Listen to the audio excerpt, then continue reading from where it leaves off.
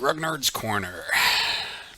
You ever get something that you get your teeth into that you just can't let go of, no matter how hard you try or how bad you failed the first time? Or, as my grandmother used to say, is get stuck in your craw. Yeah, well, NATO Nukes and Nazis kind of had that effect on me. The previous attempt at this game, if you'll remember from previous videos, went horribly, horribly bad. Mainly because of my unfamiliarity with the system, because it's been 20 plus years since I've touched it, and that the basic core game itself was lacking in German air power, and I battered my head up against this, and I chatted a little bit with Ty Bomba, and I chatted at length with Dave Lamb, and the final conclusion was, yeah, you need to use the variant markers from command magazines. It's like, well, I don't have those command magazines, and whereas I could probably pick them up for about 20 bucks from Board Game Geek, finances that I just can't really afford right now. So I went ahead and drug out the Vassal module. And the Vassal module actually does have the variant markers in it. Let's see if we can find. Okay, here we have the Nazi holding box. It has got the extra tack counters. There are 11 extra tack counters, and there are 4 extra helicopter units. So those, talking to everybody, it's pretty much, yeah, that makes the game more even. Not exactly perfectly even, but more even than the base game was. So it's like, all right, let's go ahead and give this thing another shot.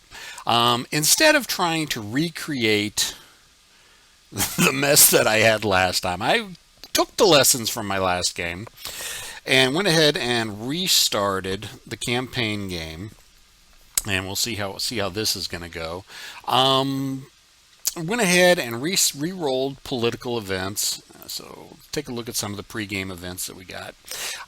Ended up with Italy as neutral. Now this is actually pretty damn huge for the Wehrmacht player, because with Italy being neutral, you don't have to stack so many units down here to try to keep the Italians from pressing on it. I think I put a couple down here just because, they're mountain troops. Where else am I going to put them? I'm not going to invade Switzerland.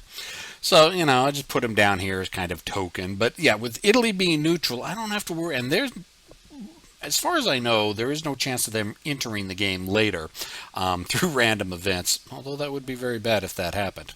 That allowed me to, pull the 7 or 8 units that I would have had stacked down here and put them over on the front line. That's a good thing. And besides, I wasn't planning on invading Italy anyway, so, the troops that were down there were just wasted troops to begin with. Let's see. Okay.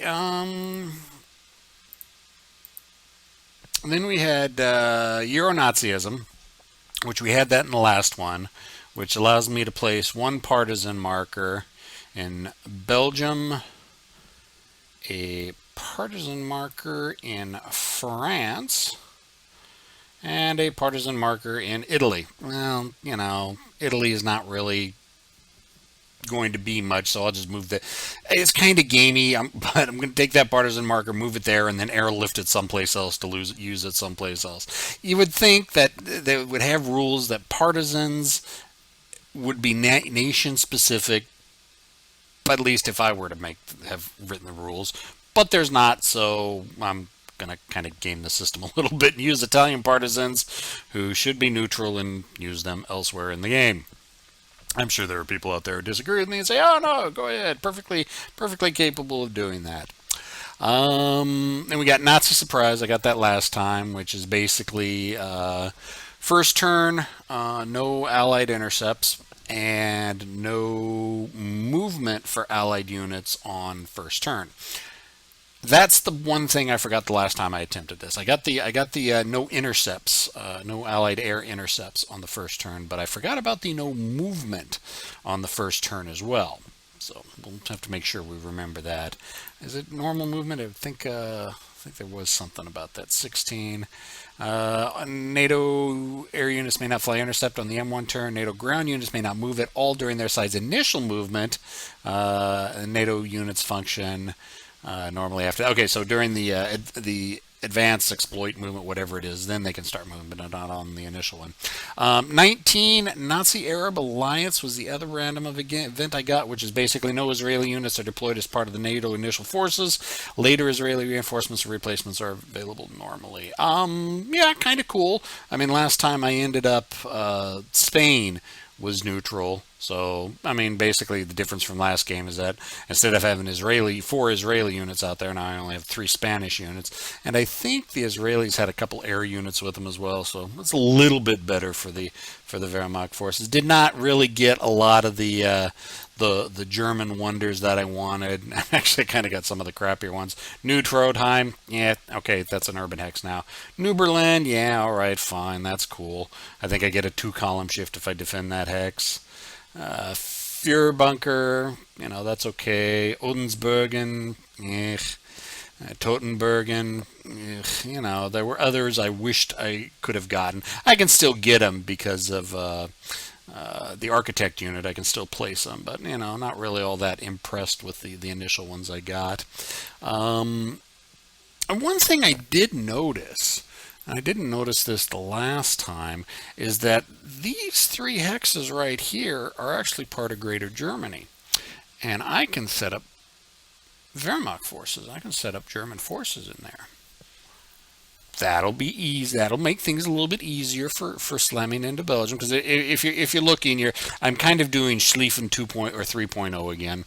Going to go take on the British Army of the Meuse and see what I can do pushing down this way. Re-shifted my forces a little bit, spread them out a little bit more. I realized last time I did, I had them way too overstacked up here. So, spreading out the Wehrmacht forces a little bit. And then kind of going through the Luxembourg Gap. More SS units, basically because I don't have to have so much down on Italy. Allowed me to strengthen my line right here a little bit more. I think this is where the biggest problem is going to be, because we're looking at full-on U.S. armored divisions and mech infantry, and the SS really aren't outnumbering them there. So we're hoping for big pushes with Schlieffen 3.0 because we're not really focusing on the Luxembourg Gap or the Southern Plains. Although I will admit I have more down here than I did last time, just because a lot of these units were over in Italy last time. My air mobile units, I still want to give, Operation Luftwaffe Air Lion, the aerial invasion of Britain, a shot. Knowing that I was going to do this, I kind of, stacked up my units a little bit more for a defensive situation. But I've also noticed, I can get my air mobile units over there and I can capture these 4 ports, which will really hamper British reinforcements, because then they'll have to just American reinforcements, because I'll have to land up further north or right here. And then if I stack units in here as well, they're going to be having to cross the river to attack. So yeah, that may work. I don't know how it's going to work. We're going to see. It'll probably fail miserably. But, if it looks good, if it looks like something that Hollywood would do, if it would look good on the big screen, that's kind of what the tactics I like to try are. But yeah, so we got British Army of the Meuse and the Belgium and some French units up here. The U.S. and the Spaniards holding the Luxembourg Gap, and Spaniards down, or French units down on the Spanish plains. No interest in going into Switzerland, just not economically worth it. No interest in going into Sweden, again, just economically not worth it in my opinion. Not going into Italy, economically not worth it. So yeah, it's going to be a mess. And I guess if anybody's got any idea or tips or tactics or something you might like to see me play out on the screen, just go ahead and drop me a note. Y'all know I love notes. And hopefully I don't get too discouraged, and maybe we'll be seeing more videos like of this in the future covering this game. I will talk to everybody later. See ya!